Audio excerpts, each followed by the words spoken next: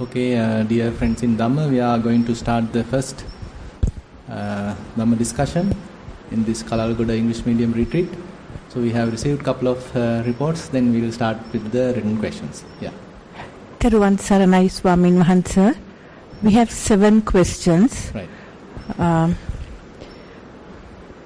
The first one, just starting to meditate. Right. Probably you can increase the volume a little bit.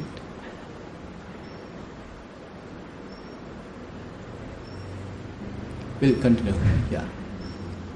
While doing Sakman Bhavana, can you be mindful? If you can come here, because it will impact the speaker. Getting old now, right? Yes, Swamin Wahansa, fairly rapidly. Right. Yeah. Theruvan Saranai Swamin Wahansa, 7 questions. Number 1.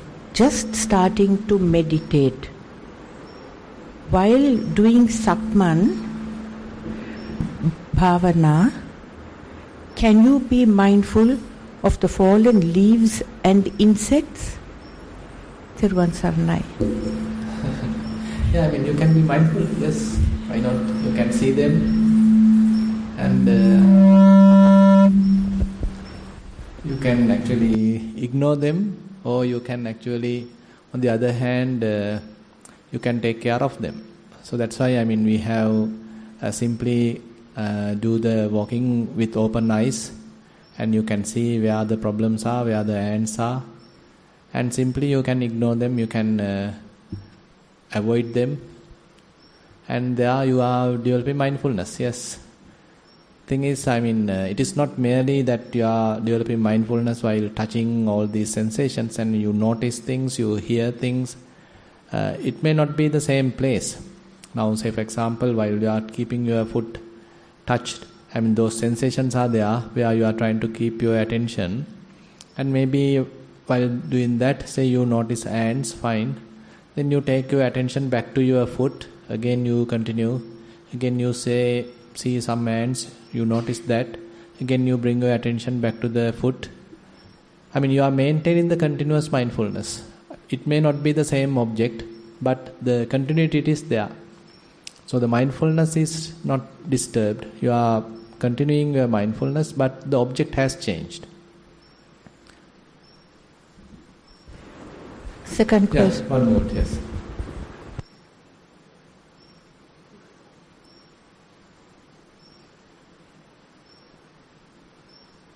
Switched on it. Okay, fine. No, just because of that question, I just want to raise another thing. Right. The mindfulness and awareness, is it the same, or is it two things? And Satya and Sampajana. Satya Sampajana, is it connected to this? That's what I... Yeah, actually, mindfulness and awareness fairly similar, but the only thing is when we are talking the term mindfulness, it has kind of a meaning where we are purposely maintaining mindfulness. So that is very much what we do at the beginning. Say, for example, our minds are constantly being distracted to the past, to the future, and whatever the things which are more attractive. So when we develop mindfulness, it's a matter of purposely bringing our attention onto a selected object. Say for example, while walking, say your foot is touching the ground, at the same time your mind gets distracted. So you purposely bring your attention back to the foot and you are trying to keep there. And again to the next foot, again to the next foot. So likewise we are purposely, deliberately maintaining mindfulness. So that is one area.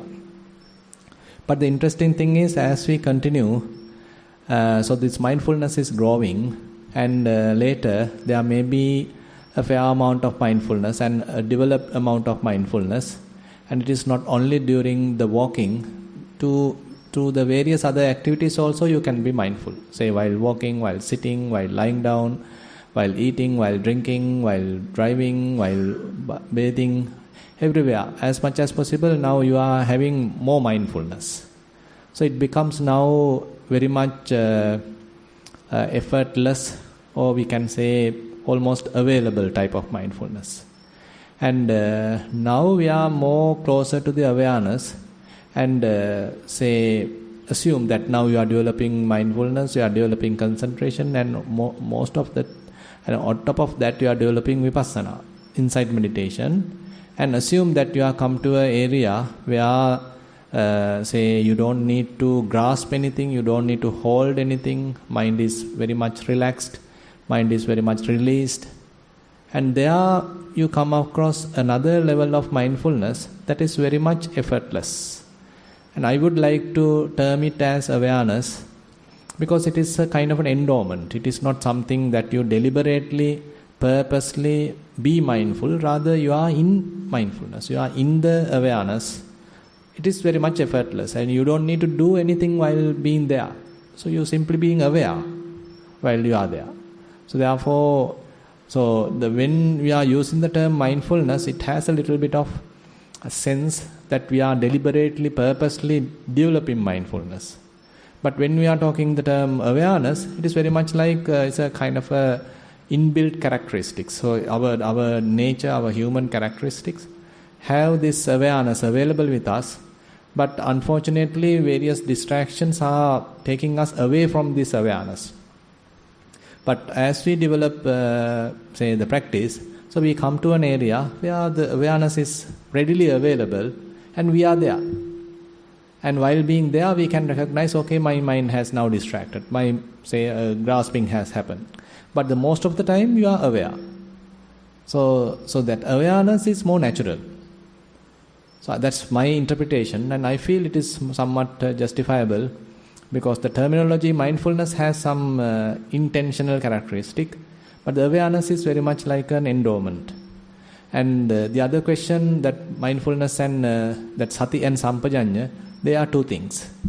So, but they go hand in hand at a later occasion. Say at the beginning, what we develop is mindfulness, sati. Say as I just mentioned. So when the mind gets distracted, so we purposely develop mindfulness. We are trying to develop mindfulness based upon something happening right now, purposely.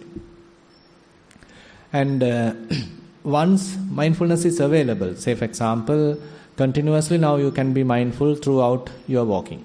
Now you are maintaining mindfulness. But for the development of mindfulness, you simply have used maybe one prominent activity. Say once you are keeping your foot on the ground, it may generate kind of a gross sensation. That may be the main indicator, main primary object for you to establish mindfulness. But later you are expected to recognize more and more information, detail available in this incident. So that is where we are promoting the clear comprehension. That is what we are talking as the sampajanya, where more detail are there. It is not mere mindfulness. It is not that you are keeping your attention in a superficial way, rather you are trying to investigate what's really going on. Now we are actually very much turning our attention more into the Vipassana. This is the beginning of that. Say you are trying to recognize what are the other sensations available, other than the gross, hardness which we used to establish mindfulness. Apart from that, what are the other things available? So this is the beginning very much for the clear comprehension, sampajanya. And once we initiate that, they are very much like coupled. Then we are talking in as together as a couple, sati sampajanya, mindfulness and clear comprehension. So they are both of them are necessary. Because sometimes what happens is we are not paying enough attention to clear comprehension. So then we simply stay on the mindfulness level. Still it has some kind of a relaxation, because you are not being distracted to various things, but you can simply be in the present moment. And it also is feeling more lighter in your mind. But the investigation part is missing. Investigation part is not enough. So that part, adding that part is necessary, especially when we are turning towards Vipassana. Yeah.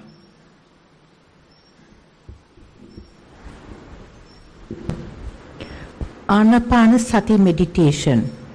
I have been made to understand that both, 1, breathing from the nose, and 2, concentrating on the arising and falling of the abdomen can be taken as Anapanasati meditation as long as the yogi can feel the breathing sensation.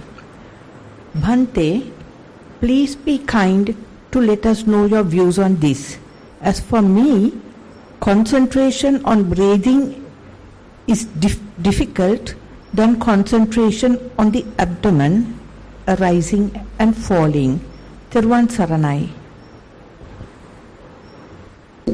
They are actually two different objects, two primary objects, but their evolution is very much similar. Now you can select either rising and falling of the abdomen or either in-breath and out-breath happening in this the Anapanasati. So when you are talking about the Anapanasati, you are keeping your attention at the nostril and allow the body to breathe naturally, and you are trying to be aware of each in-breath, each out-breath. And as you continue, probably you can say establish mindfulness. Say for example, now you can be mindful for about 20 breaths, 30 breaths, 50 breaths, 100 breaths. So likewise, now you are developing mindfulness, almost like your mind is somewhat concentrated. But later, now you are adding the clear comprehension by recognizing its subtle characteristics. Say whether the breath is longer, shorter, where it is touching, from which nostril it is going in, from which nostril it is going out. So likewise, these are the areas in Anapanasati where we are adding the clear comprehension part into the picture. Now, if we talk about the rising and falling of the abdomen, you are keeping your attention at the abdomen. So the place is completely different. So place is the abdomen. So there you recognize when the rising of the abdomen happens, then you are recognizing that. When the falling of the abdomen happens, again you are recognizing that. And once the mindfulness has established, again similar to Anapanasati, you can recognize whether the rising cycle is longer, whether the falling cycle is shorter, whatever it is. I mean, it may be sometimes rising cycle is more gross, falling cycle is more subtle, more lighter.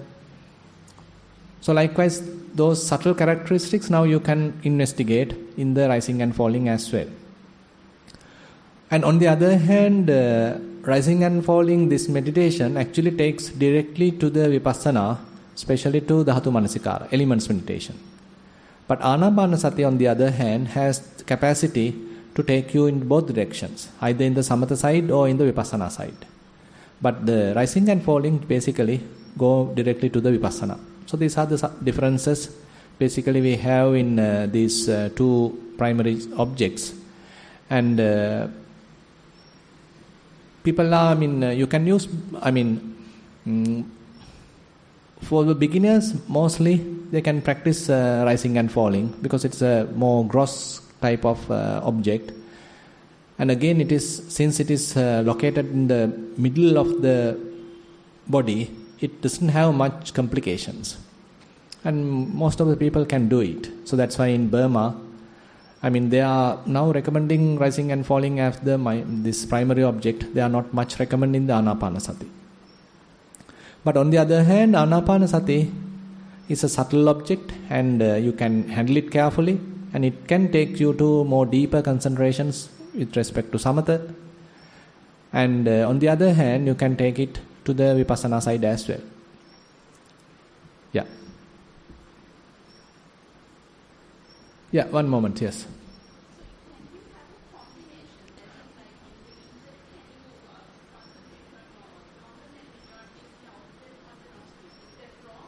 Yeah, wrong in the sense now at that time your attention is very much splitted.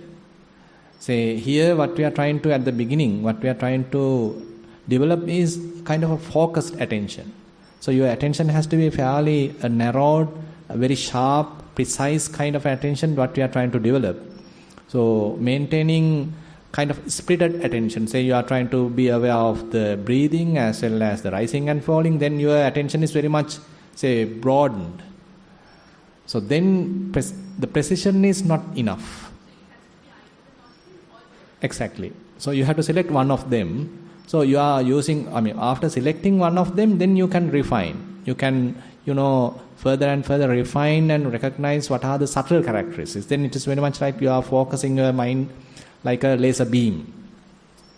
Later, actually, once you are capable, then actually another area of mindfulness is having this kind of a broader view or kind of an overview of the whole thing.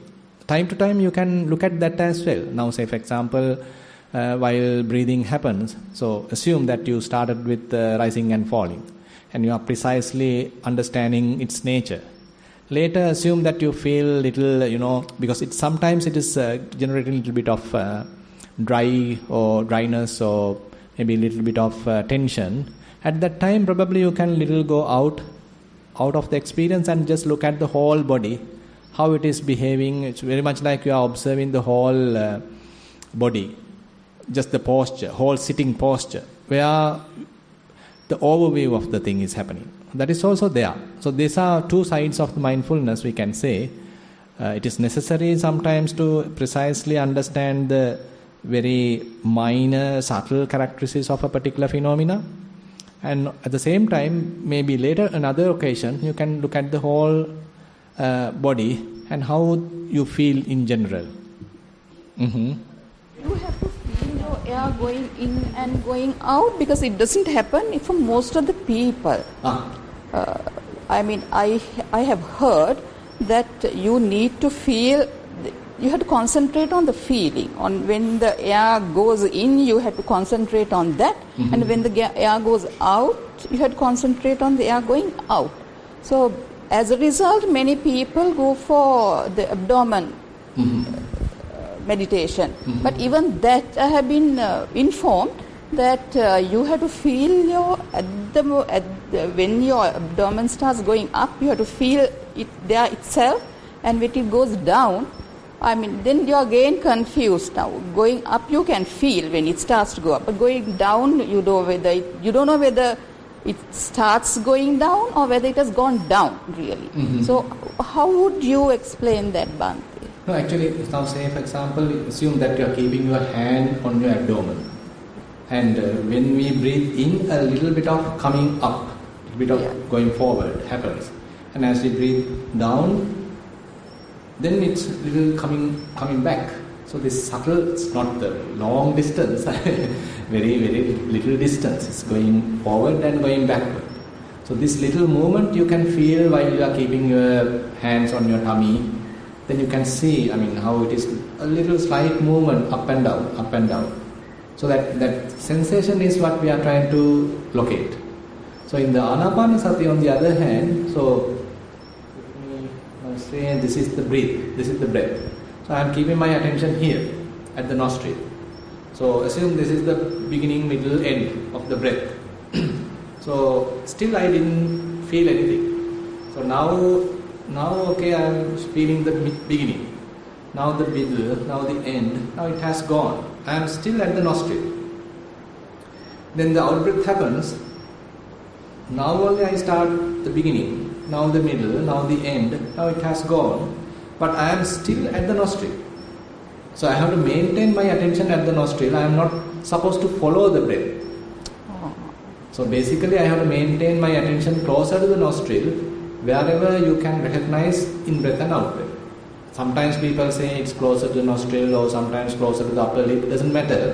Wherever you can feel it. Say if you feel more closer to the upper lip, it doesn't matter. Only thing is you need to distinctly recognize only this is the in-breath, or this is the out-breath. So at the beginning that's enough. You don't need to recognize precisely where it is exactly touching. It's difficult at the beginning. Because it doesn't touch sometimes. Doesn't touch at all. Yeah. So when we are refining mindfulness, probably you can recognize even this touch sensation later. At the beginning, you don't need to. Because that's why, if you refer Buddha's teaching on Anapanasati Sutta, he starts with very basic, like Sato Vasa Sati, Sato Passa Sati. So that means you are being mindful on in-breath, you are being mindful on out-breath. He doesn't say whether it is long, short, or whether it is touching here or there.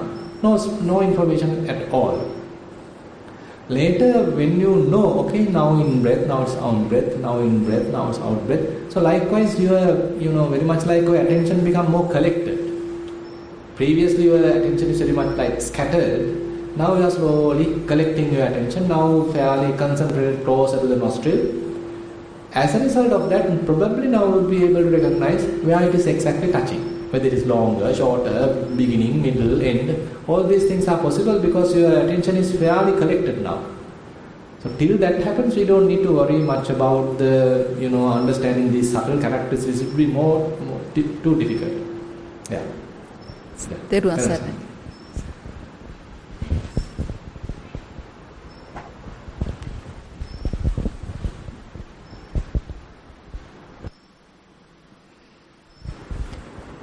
Question 3.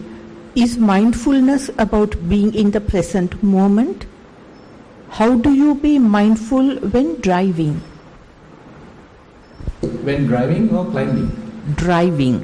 Yeah, you are anyway mindful. So otherwise you get accident. So, we are, in general, human beings are somewhat mindful. So that is not enough, that's the problem. So we are mindful on certain dangerous activities, yes, kind of a mindfulness is there, fair attention is there.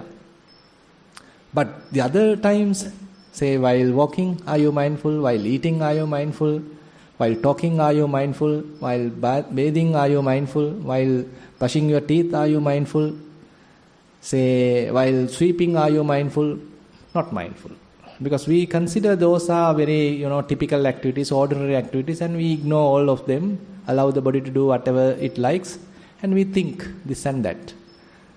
So therefore, basically, in general, we are not mindful, therefore. But driving, yes, maybe you are mindful. Sorry? Yes.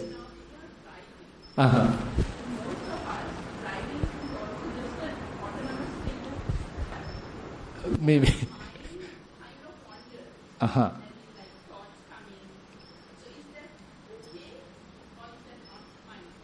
No, thing is, when you are mindful, you can be aware of thoughts as well. So it is not that, mindfulness is not that you are completely free from thinking. You can be mindfully think. Even while driving, yes. The thing is, these things are some interesting things that you may investigate, you may come across as you are continuing your practice. At the beginning, very much like we are, constraining our practice only to a very limited thing. Say, while walking, I have to be precisely mindful on each and every step. While breathing, I have to be mindful each and every breath. So likewise, it's a very narrow explanation. But later, you may understand, while breathing, I can be mindful while breathing, but still I hear the noise. See, still I get a fragrance of a flower. Still I am mindful.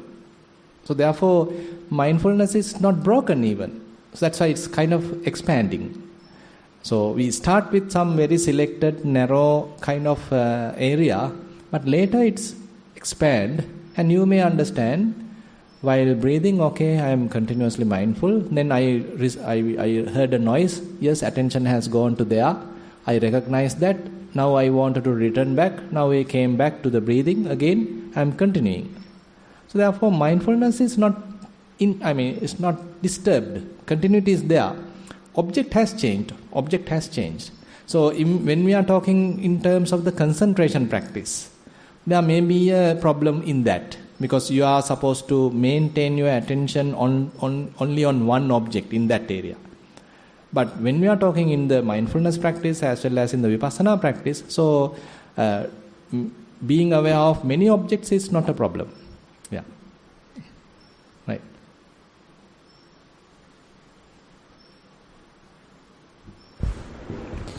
Number 4. When I start meditating, sitting, and start watching my in and out breath, my eyes inwardly following the flow of the breath.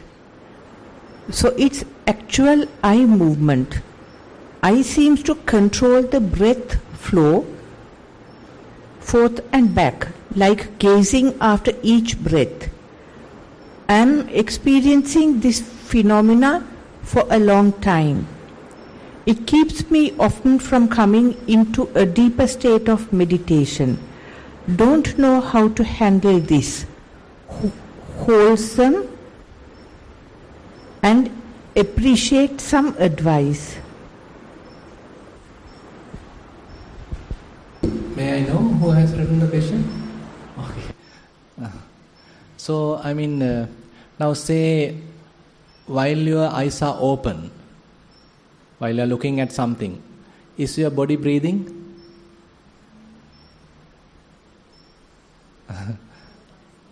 No, if you can pass the mic to her. Yeah. Now, typically, say, assume that we are keeping our eyes open and still the body breathes, right? Yes. So maybe I am talking to someone and I am looking at some picture or something, still the body breathes. Uh-huh. So I don't need to look at the breathing. Isn't it? Yes, but I automatically kind of look at the breathing and following the breath, in breath, and it's irritating because the eyes has a real movement, and I don't know, it's quite irritating, and I can't stop it. So I try to give the eyes another focus, and I created an horizon for the eyes, so where the sky and the ocean met, right. And I try to get the eyes to focus on the horizon, and so me or whoever could focus on the in and out breath. Right. Even if it didn't work? Yes, it did, but it's very exhausting. Right. I couldn't maintain that kind of concentration for a very long time. So because that's the thing, it's very much like, say, purposely your eyes are getting strained because of that. Yeah, and I don't know why. Probably you can change your meditation object to rising and falling of the abdomen, because the object is very much in the middle of your body, and that movement is again very slight and it happens in the horizontal way, and it's very difficult for your eyes to know that, but you can sense that movement. So therefore, that's why, as I mentioned, sometimes in Anapanasati, for some people it generates some kind of complications. But on the other hand, the rising and falling, it is very much more comfortable. And there you simply keep your eyes somewhere, focused at some other place. But while being there, you know that this sensation happens in the abdomen. Okay. Yeah. Now say, for example, now you are talking to me. At the same time, you can feel that your mic, the weight of the mic. Yes. So that's a direct experience. Yes. So likewise, so your eyes are located at some other place, but you can still feel the abdominal movement. All right. Okay. So this abdominal movement is what we are trying to use as a primary object during this meditation. Okay. Probably you can shift your attention to that and see whether you can be successful. Okay. Thank you very much. Yeah.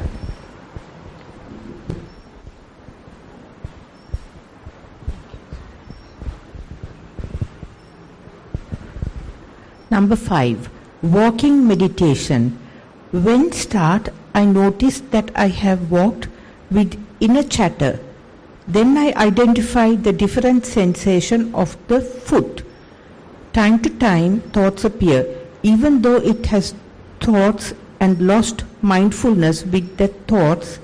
Sometimes at the end of the session, I feel calm. This question has 3 parts. So I'm going to say, the walking, sitting and day-to-day experience. Am I to continue? Okay. Sitting meditation. After starting the sitting session, noticed body sensation, and time to time memories came as a picture. When I focused to the breath, it was soft and disappeared within short time. I experienced the both nice and painful sensation. When I observe, then I see that thoughts also there. It was switching between pain and thoughts. Day-to-day experience. In day-to-day life, I am experiencing mindfulness coming time to time. I noticed when I am getting angry and I can stay without taking any action.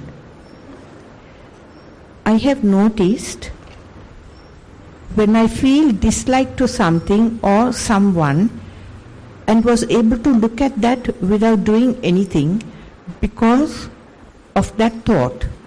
When I get thoughts, especially akusal sitivili, I can recognize. When eat, I recognize. Thanks. When eat,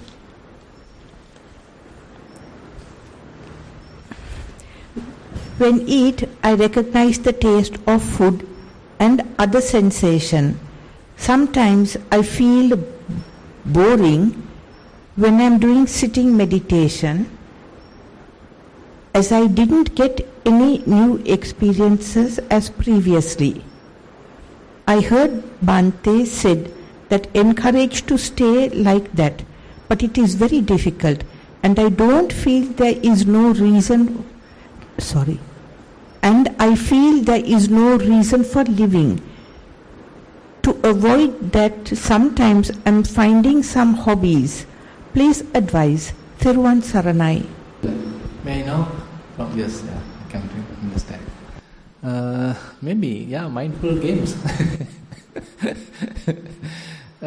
It's true. I mean, when you are continuing, so basically you may encounter this kind of a little boredom where nothing very much like happen. And so last time actually I can remember you were mentioning that time to time mind is empty. Are you experiencing that again? Okay. So are you able to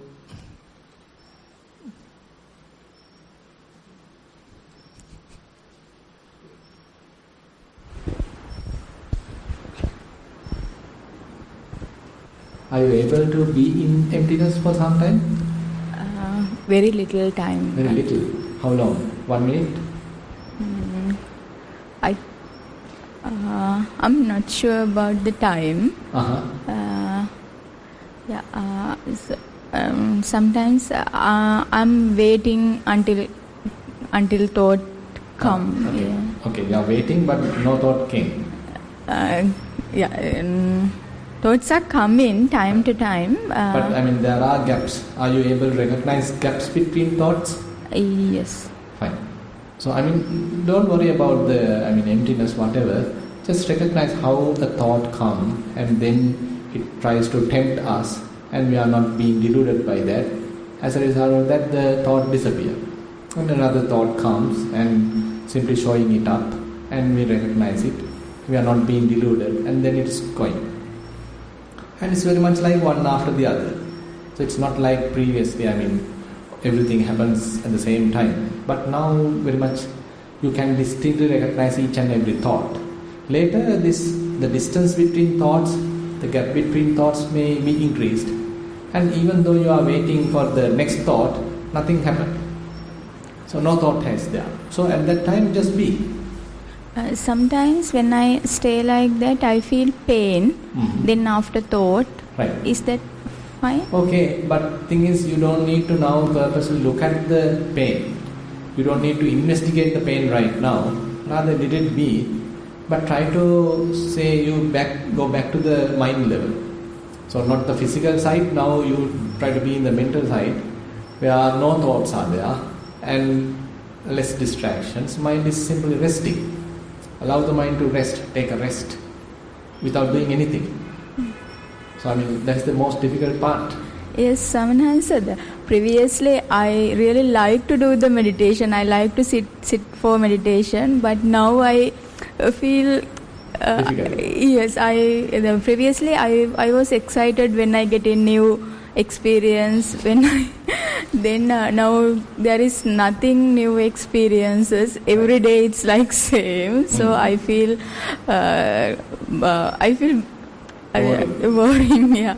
And in the day-to-day life as well, then just I feel the most difficult thing is I just couldn't find a reason for living like that.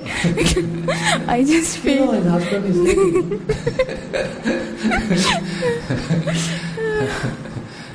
It's like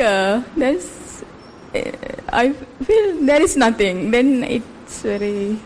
No, I mean, allow it to happen slowly. I mean, because it needs some time for the mind to get adjusted to this experience. Because what we are used to do is being with more, kind of activities, excitement, incidents.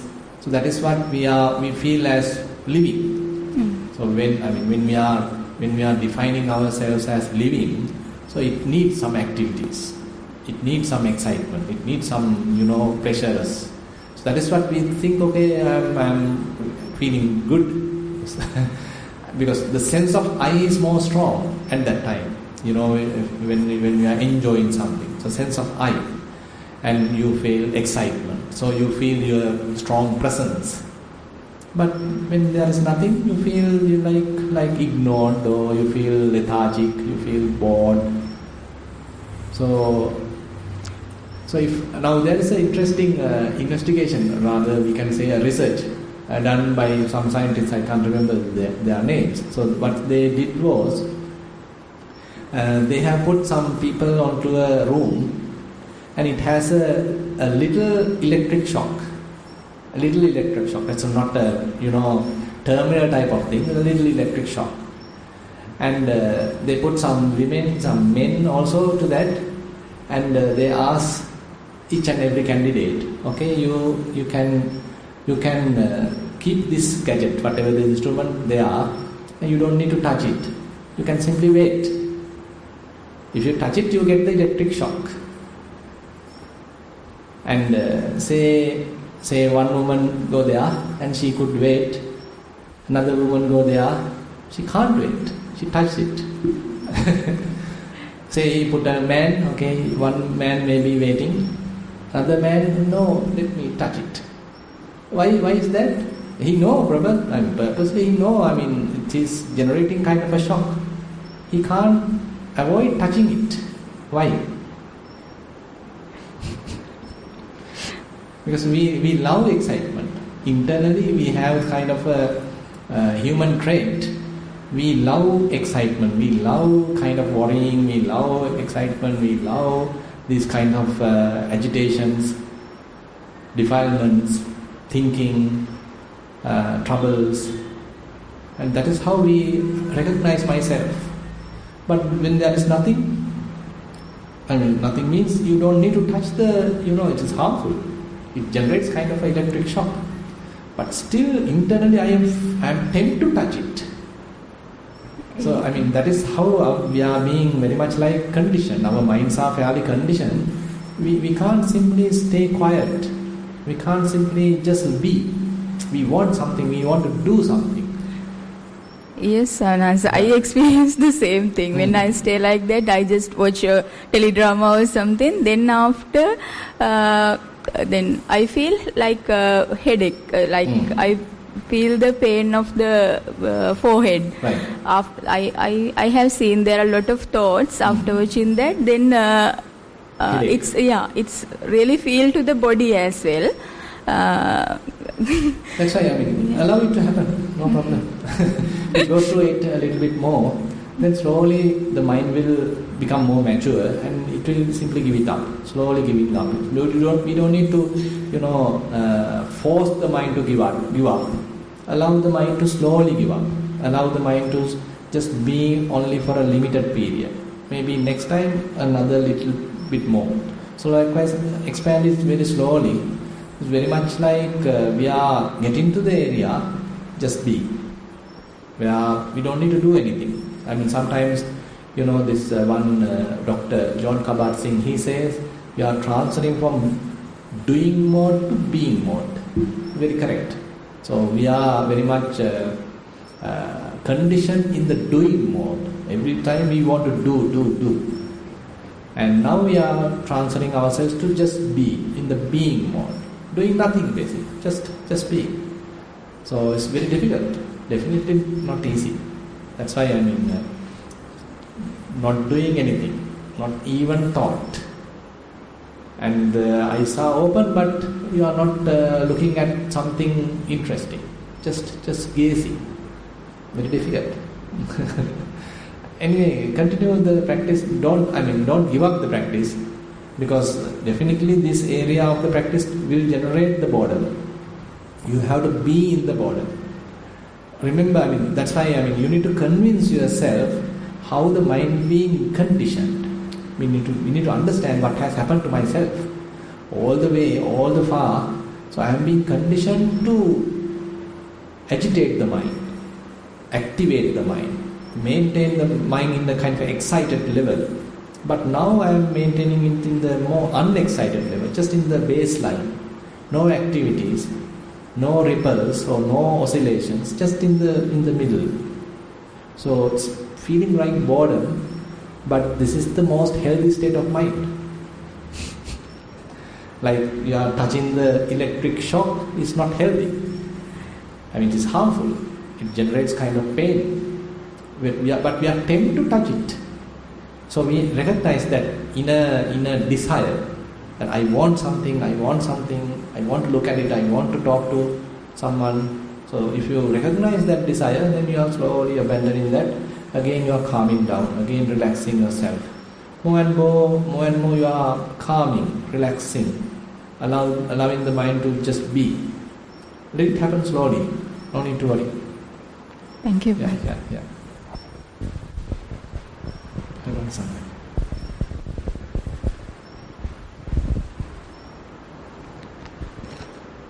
Number 6. Most Venerable Bhante, please be kind enough to explain how one can practice Yoniso Manasikara in day-to-day life. For example, when walking, if you can be aware of the beginning, the middle and the end of the step, is that having Yoniso Manasikara? Thank you, Bhante. Much merit to you. No, I think it is not the thing. What we are doing here is very much like, say you are initiating or igniting that the seed of Yoniso Manasikara. Say as we just discussed, say in breathing, at the beginning we simply know in breath, out breath, that's it. Later now you are trying to recognize subtle characteristics, whether it is long, short, whether it is cold, warm, where it is touching. Now this is where we are initiating that characteristics of Yoniso Manasikara, Sati Sampajanya. So it is not that you are simply maintaining your mind in a superficial way, rather you are trying to recognize these subtle characteristics. Now the important thing is, so you do like this here, but later once you go outside, have you completely lost this ability? It is not. Now you are developing kind of a ability within your mind. You are, very much like cultivating an ability within your mind to look at something deeply, look at something carefully. Now, when you are being in the outside, when you are dealing with some day-to-day activities, say you are going through a question, going through a problem, the same skill what you have developed here may come and help you. There you are now looking at not just the surface value, not just the convention, but you may be look at from different angles. You are trying to investigate from various angles, various directions, so that is more, we can say, Yoniso Manasikara, in the daily activities. So therefore here we are using certain tools. Say Anapanasati is a tool, in-breath and out-breath is a tool, rising and falling is a tool to develop this skill. But once the skill is developed, it will be retained in your mind, and later you can use it to your daily activities. So that is how your life starts changing. It is not that you are simply living now in a more superficial type of way. Rather, in the daily activities also now you are looking at from a different angle. Others may be looking at in one way, but you can see many ways, many different ways. So that's how the practice is now actually helping to our life. Otherwise, what's the purpose of looking at the breath? We are not making kind of an experiment to recognize what's the percentage of nitrogen or oxygen. No, it is not the purpose. No, But we are using it as a tool to develop these skills, and later these skills are useful in our lives. So there we can say that is more into Yoniso Manasikara. Here it is very much like we are refining it, introducing it. Is that all the questions? Yeah.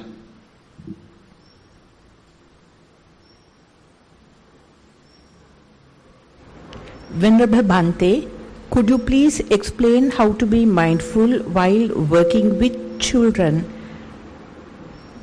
When we facing problems, always Bhante says let go. How can we practice that? Theruvan Saranai. Maybe once they are grown up, you can let go.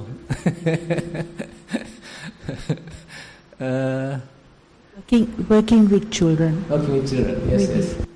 Probably you can learn from them. Because sometimes we as adults, we have more prejudices, we have more shoulds and shouldn'ts, and we are trying to impose all these things to children. You should do this, you shouldn't do this, you should do this, you shouldn't do this. Isn't it? So they get fed up with us. We are putting too many shoulds and shouldn'ts. How about, give them some time to learn and to jump and do some, little activities, and we take the back seat and watch them. It doesn't mean that we allow them to fully break their neck, but simply take care of them. But at the same time, giving some opportunity for them to play and learn and all these things. And here in Sri Lanka, we are too much controlling. So controlling ultimately give more headache to you, not to the children, because they don't behave the way you want. So, during the childhood, so we need some time to play and investigate, to inquire things. So they have that most inquisitive minds. Rather than trying to stop them, hinder them or restrain them, so little bit of giving some freedom is also necessary as say teachers or as parents. On the other hand, loving care is also necessary. Say if they do a mistake, okay, just advising them, that is also necessary. And I don't know, it's very much like both.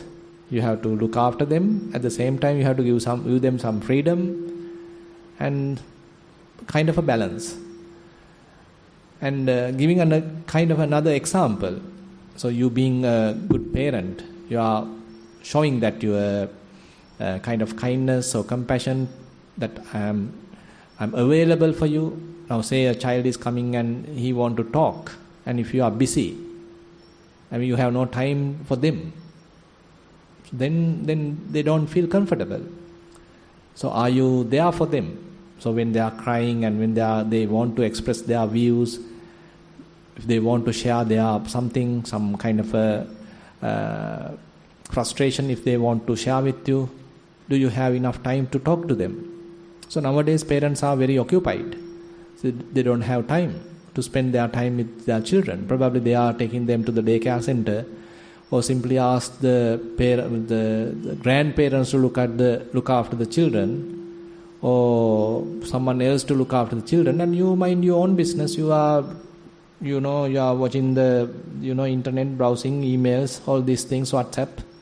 Child is crying, isn't it? In our childhood, do our parents going through the WhatsApp, did they have those? So they dedicated their life for us. They didn't even go for work.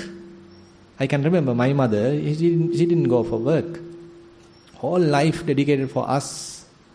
But today, I know that's competitive. Everything is competitive. You need money, true. But at the same time, it is not mere money and all these comforts that matter, but giving your own warmth, your affection to the child. Then he may feel that you are there. You are his or her kind of the refuge. Always the child may come and catch your hand, you hold your hand because expecting that safety. So if you are there for them, then they feel it. It is not that you feel it, but they feel it that my mother is there every time for me. Whenever I do a mistake, I can go and talk to her. Whenever I come across kind of say something wrong, I can go to her. I can talk to her. She will not neglect me. She don't tell me, just go away, I am busy. If you are telling like that, I am busy, don't come to me, I'll talk to you later, I am busy. So nowadays, time is very valuable. So children don't have enough time to be with the parents. So in that sense, what you do is, you give the cell phone to the hand of the child, allow the child to play with the smartphone, and you do something else. Isn't it? So I have seen this.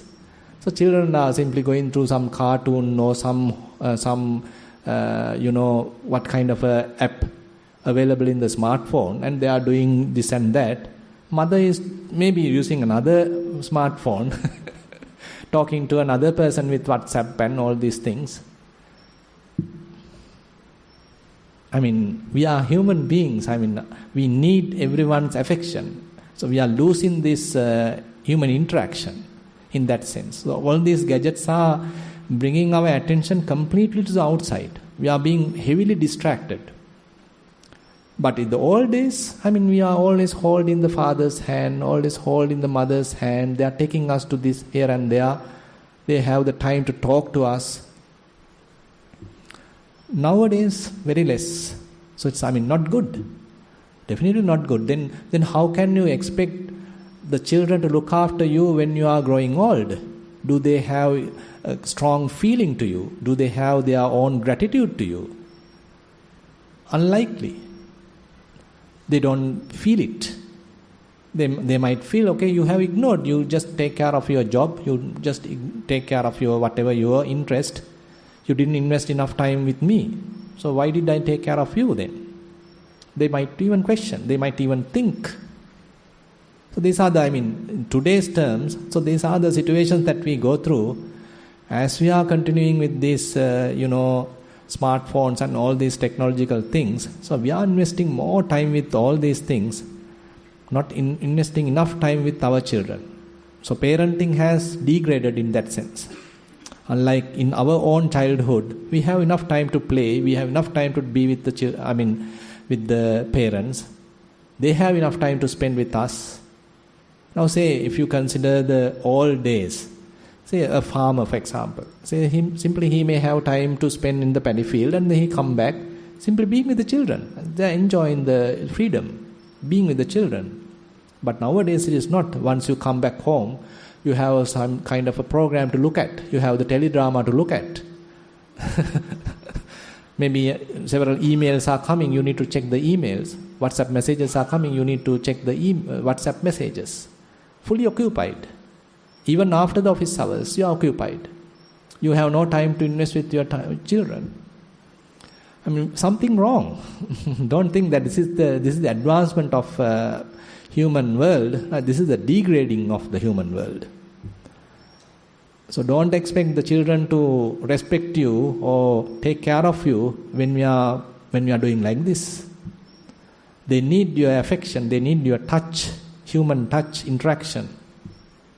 Very, very important. Now if you look at, say, if you go to an airport, what people are doing? That's it.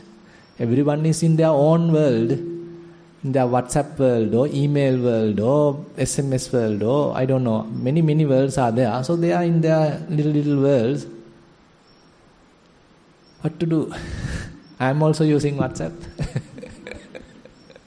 I am also checking the messages, whether they are, it is very, can take a lot of advantages. I am fully agree with that also. I can take a lot of advantage from that. But if I am fully involved with that, unlimited involvement with that, constantly checking what are the new messages, constantly checking my emails, not spending time with, assume that you are a father, you are a mother, So you are fully, you want to be online every time. If you think like that. Now, in past days, how often have you received a letter? I mean, very rare. I mean, maybe a couple of letters per week. But now situation, every day many emails, every day many WhatsApp messages. So we always in alert to receive messages from others. But the people around you, closer to you, they are talking to someone away, some very far away. They are talking to far away people. I am talking to another far away people. Internally house members of the family. So we are scattered. We don't know each other. We don't know everyone's their own affairs. So mother is aware of their office and whatever the things. Father is aware of something else. So mother and father don't know each other's problems. Children don't know mother's and father's problems. I mean, internally we are scattered even though we are living under the same roof. So this is not going to work. So very, very, pathetic in that sense. So children are the ones suffering in that sense. So they don't get enough affection, they don't get enough care from the parents. So, but giving them some time, being with them, having some chat, and you show your real affection, you go for a walk with them, talk to them, have some time with them, all these things are necessary. Then only they may feel, yes, she's my mother, he's my father, he's there for me. I love him, I love her. So it will come from their heart. So this is what I feel, and I feel this is what necessary. Then we can expect something. Even if they don't care of us, doesn't matter. We have done the best thing, what we can do. So therefore, this mindfulness practice in that sense help us to be grounded, to understand what's going on right now.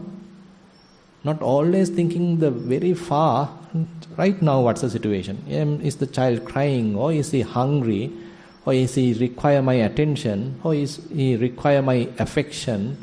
I'm fully aware in the present moment. So the practice helps us to come back to the present moment, fully aware of what's going on right now. It doesn't mean that I am going to be, as a meditator, I am going to be a completely different world.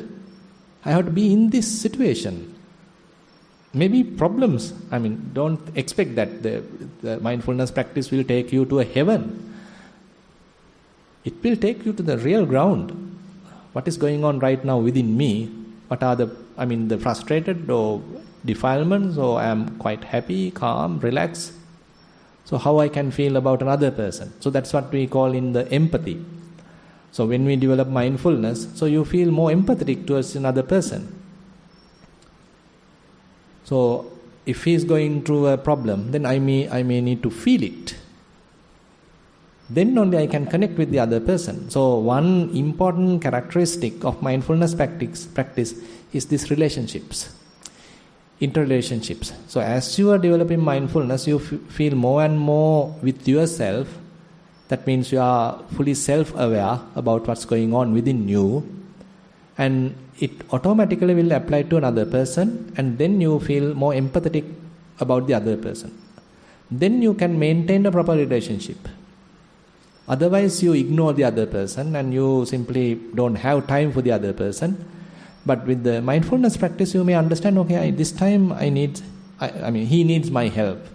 At this time, he needs my attention. This time, he needs my affection. So likewise, you may feel it. So then, the relationships may last for a long time. It may not break often. Now, we don't need to limit this discussion only to the children. Assume that among yourself, certain relationships are there. So even those relationships, just to maintain a relationship, you need this kind of an attention.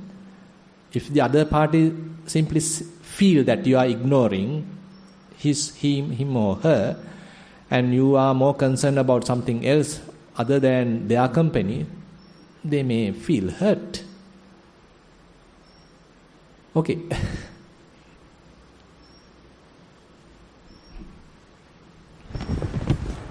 Venerable Bhante, I used to do walking meditation, starting with inhale and ends with exhale. I find it difficult to just be mindful because sometimes get confused. I mean, you are not expected to practice breathing meditation while walking. So keep it completely different. So while walking, we are trying to be aware of each and every sensation of the foot, not about the breathing. Because breathing practice you can do while sitting. It is more refined practice, and you have to pay close attention to the breathing, and you are maintaining a very still posture while you are doing the breathing practice. But in the walking, it's a completely different exercise what we are trying to do. It has its own advantages, it has its own benefits. Similarly, in breathing practice, it has its own benefits. So we need both actually. Both group of benefits are necessary. So therefore, I don't recommend breathing practice while walking. So while walking, just continue the walking as we just discussed. That's all? Yeah. So those are the questions we have received. If you have any other thing, yes. Yeah.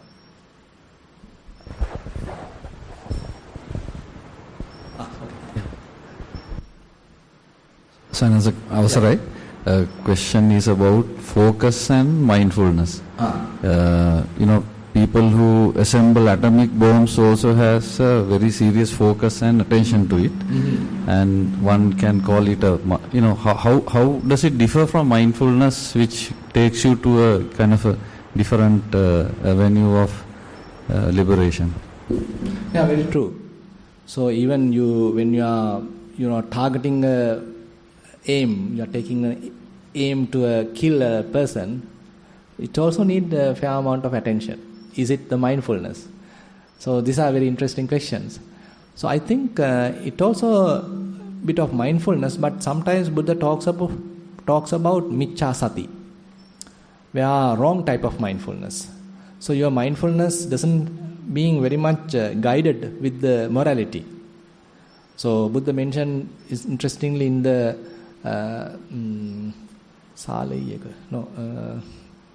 Salleka Sutta, in Majjhima Nikaya, Salleka Sutta Buddha mentioned, Pare miccha sati bhavissati mayametta samma sati bhavissamiti. Likewise, so Buddha mentioned to his followers, others may be practicing wrong mindfulness, but you take care of practicing the correct mindfulness. So therefore, the mindfulness in that sense has kind of a guidance coming from the sila, coming from the morality. And interestingly, when you are practicing Buddha's teaching, proper mindfulness, and you are adding clear comprehension into the picture, so that itself will take care of the morality. So that is what explained in the Sati Sampajanya Sutta. So you start with mindfulness and clear comprehension, and it will bring hiriottappa. Hiriottappa means moral shame and moral dread to the picture. It will take sense restraint into the picture. It will take morality into the picture. So likewise, that's a kind of a very beautiful path Buddha mentioned. And on the other hand, when you are dealing with mindfulness, keeping little bit of understanding about the morality is also necessary, where you are not using mindfulness for this kind of, as you mentioned, to the other disastrous kind of activities, but rather you are using it for something beneficial to you as well as to the others. So coupling it with the morality, the sila is therefore important. Sila, samadhi, panya. So where the morality, concentration, wisdom, so they are very much interconnected. So therefore Buddha's teaching in that sense, we can say not mere concentration focused. It has this morality part as well connected, and it is the one giving the proper direction, proper direction. In that direction you are developing mindfulness, and in that direction you are developing wisdom. And again, it is very much your kind of an inner investigation. It is not that you are investigating certain other things and trying to recognize what are the atomic particles available and all these things, where your attention is completely outward. Now here, very much like the attention is inward. So you are using your very body to develop mindfulness, to using that you are developing wisdom, using the very body. Then the feelings, then your own thoughts, your mind. Therefore, the more focus is therefore onto the inward journey, not the outside type of thing. So that is also there. And what's the next question you ask? Something different also you ask. That's all? Okay, fine. That's another person, yeah. How do you avoid sleepy, getting drowsy, especially when you're doing your sitting mindfulness or meditation? Yeah, this is a very common question. It's a common question, because when we come up with a lot of activities in the day-to-day life and when we attending a retreat, so we feel drowsy, we feel lazy, we feel, sleepy. All these things are very common. Because as we discussed, our minds are fully agitated while we are in the other office time and all these things. And so when we come here, there is nothing much to do. Just watch breath or just walk and pay attention to on the sensation. So those are not exciting activities. So you feel boring and you feel ultimately sleepy and you are sleeping. So in other terms, so our minds are very gross. So we couldn't maintain our mind in a very refined level. Rather, as a result of these various excitement, agitations, so mind has become fairly gross. So these kind of little things, therefore it can't simply bear. It simply feel it bored and go to sleep. The continuous practice will help you to even be awake while the breathing is happening. While your main focus is breathing, still you can be awake when your mindfulness is fairly improved. So one thing is the continuous practice, but on the other hand, as a temporary solution, one thing is you can go out and sit rather than sitting inside. Because as I said in the morning, if you are sitting more in a more gloomy kind of an environment, it's more natural you are falling asleep. And assume that you are just after your meal, it's more natural you are feeling sleepy. Just after the meal, don't come to the sitting, just walk. Walking is much important. Therefore, the other thing is probably you can have a coffee or tea just before you are sitting. That's another possibility. Or you can wash your face and sit, another possibility. The other thing is see whether your posture is too comfortable. If the posture is too comfortable, that also, assume that you are simply leaning onto the wall and putting your legs also to the front, definitely you are sleepy. You are sleeping, getting directly. So the posture has to be not too comfortable and not too uncomfortable. It's kind of a middle. So likewise, these are the things you can take care of. But continue the practice and do more walking. Later, the walking practice help you to refine your faculties, develop mindfulness to some extent. And then you can come and sit also. Right. Okay, if there are no more questions, then we can wind up the session. And we'll meet you again at 4 p.m. for the Dhamma sermon. Thank you very much for participation.